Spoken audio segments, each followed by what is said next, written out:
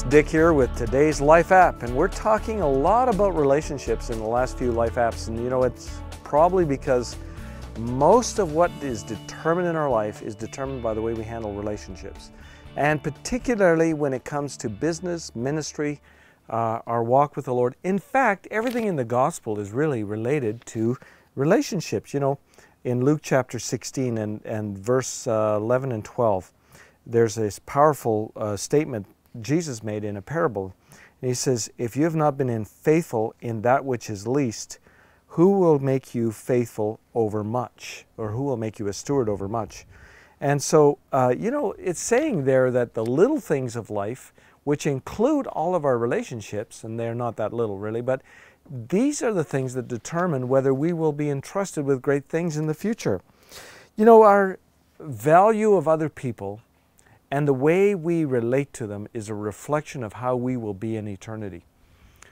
You know, so often I think I do anyway, I lose perspective. I talk about my life in this earth and my accomplishments and my failures and, you know, and all of that. But, you know, God has a different perspective. He looks at eternity, and that's a long, long time, where you will be somebody in eternity. What we're doing here prepares us for that. That's why we have to be very cautious about how we relate to other people. You know, Jesus said this, what determines the value of something? You know, what will one give in exchange for his soul? It says in the Gospels. And of course, the answer to that is Jesus gave his life. So, you know, the exchange is very valuable and tells you what the value of a soul, what is the value of one human life. Listen, these are some of the things that I just want to leave with you in this Life App today. And that is that if you're going to succeed, you need to learn to value people. Take pleasure in meeting people, getting to know people, and then not only that, value them.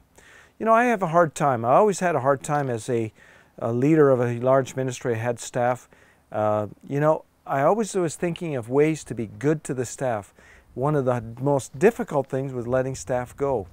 I generally wanted to see benefit in every way to our staff members. And I find some people are just easy to let people go and do this and do that, or just to be harsh on them as in the workplace environment and almost take joy in that.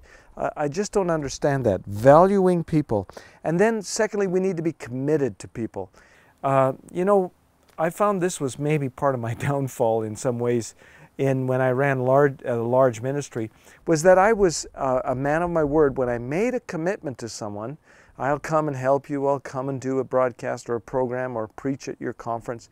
I did everything in my power to make that, and very often at a sacrifice to my own personal times with my family or vacation.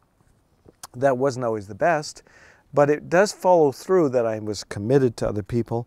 You must possess integrity. You must set a standard for yourself and live by that standard. That's that integrity. And you must be a positive influence in other people's lives. Are you a positive influence? Look around the people that you relate to. Facebook's a big thing today. What kind of things do you say on Facebook?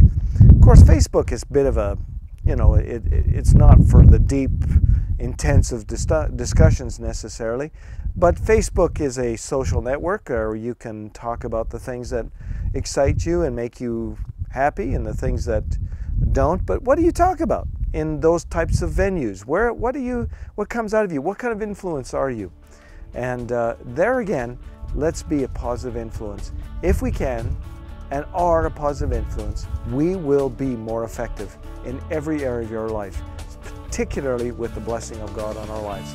Well, that's today's Life App, how you can be a better influence on those around you.